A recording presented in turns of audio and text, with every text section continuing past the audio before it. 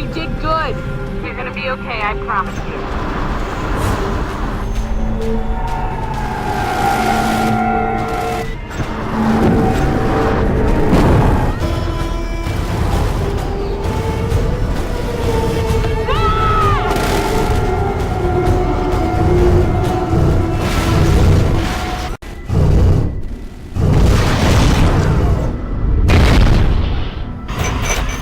Oh, crap me.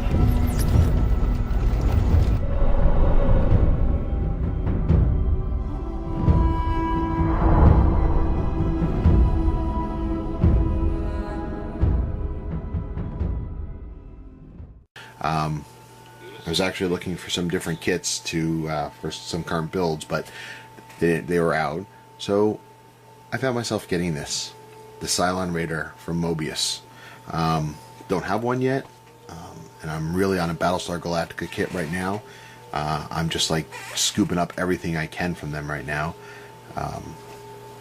So I figured, what the hell, and I'd get this. So here it is. Let's take a look at it. I'm not going to go too in-depth in the review. It's been out for a while. You've all seen it, but I haven't yet. And so far I've been really stoked up on Moebius's kits. So I'm looking at it for me. You guys can look with me if you want. If you don't want to, go to a different channel. Like I said, it's not going to be a real official or in-depth review. It's just taking a look at the parts. Okay, let's see what we got here. If this is anything like their other kits, I'm going to be really stoked. Okay. Already opened the bags. Again, makes it easier for you guys listening. You don't have to listen to the ripping of the parts. The only thing I kept bagged right now is just the clear parts for the stand. There's no need to open it. It's a clear bag. We can see the parts. Not that big of a deal. So, the model itself. Molded in nice light gray plastic. The lines are very crisp and clean. It's all recessed, which is very, very nice. We've got the top half of the Raider. We've got a couple engine covers here.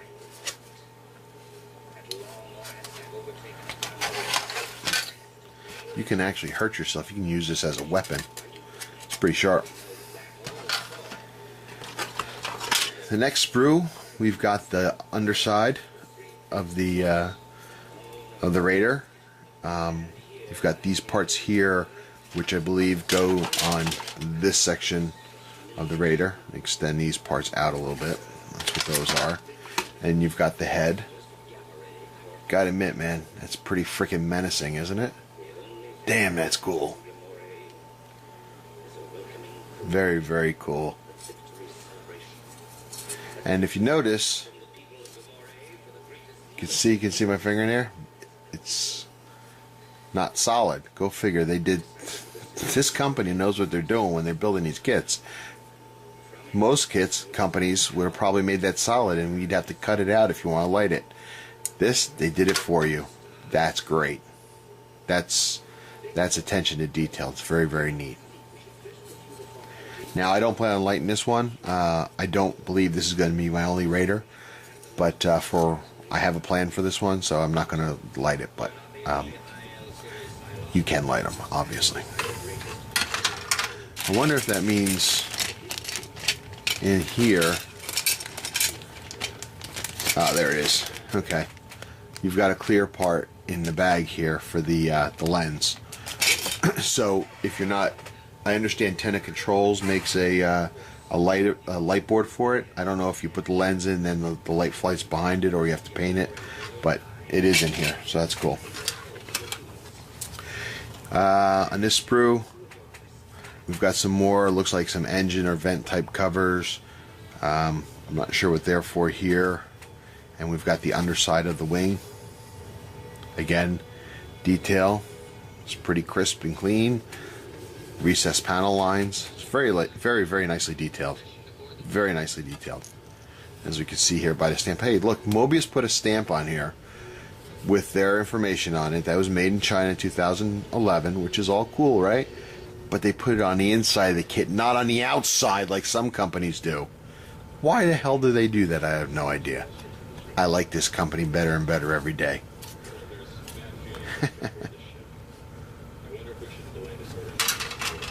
And then we got another identical sprue with the opposing underside of the wing, and I don't know, looks like a shoehorn.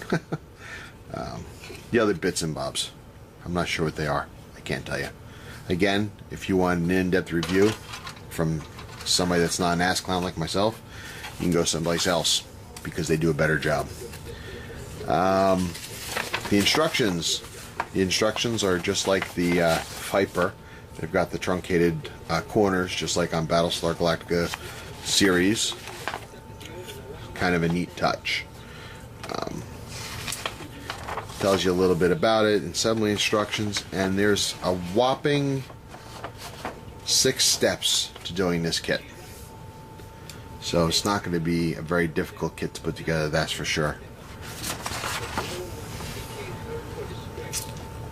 You know what I didn't see? Come back here for a second. I didn't see the guns. Where are the guns? Ah! Almost missed it. Just thought it was a piece of sprue. These are the 2 guns that sit on the inside here. You can barely see them right here and here.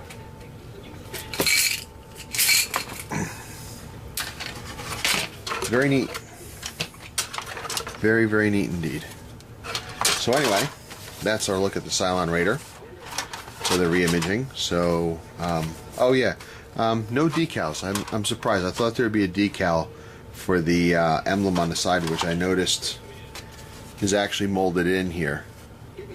So I guess you can just do a little dry brushing and make it pop out as opposed to putting a decal on there. So I'm not sure if I'm happy about that or not, but it's okay. It's something we can live with because the rest of the kit is well worth it. So that's the Cylon Raider. I hope to get to this very soon.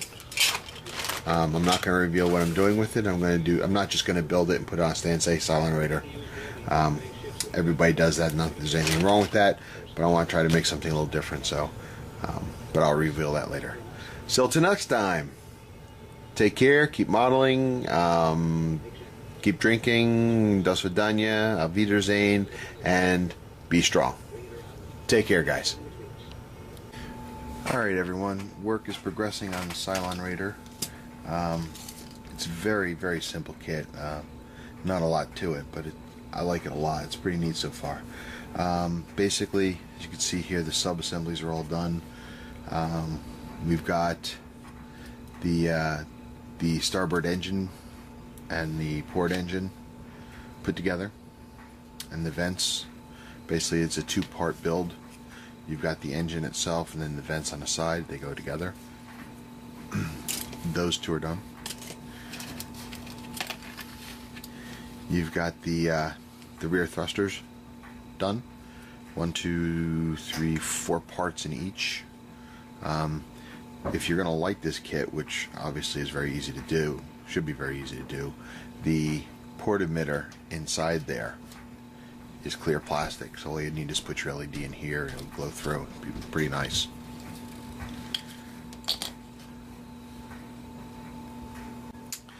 And then next is what they call the control housing.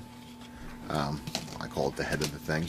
As you remember, these things are supposed to be, unlike the TOS Cylon Raiders, in the original series they were machines, and then they had individual pilots that were robots, yes, that climbed into them and flew them.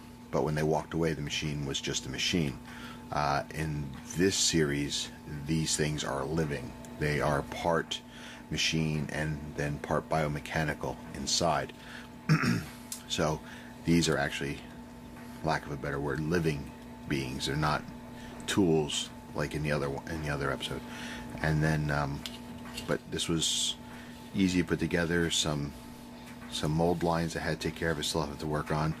And then the kill shot by Starbuck was put in place. I left the visor out right now. I'm going to wait till everything's painted, paint that separately, and put that in place. But that's it. Next is the body. We're going to put that together. So hang on a minute. We're going to take this apart, clean it up, and then the two underside wings have to be cleaned up and put into. So hang on, and we'll be right back. Okay, as you can see, I got the parts cleaned up for the hull and the wings, or really just the wings. It's all wing. A little bit of filling probably will be needed in here on the back side. This one, not so much.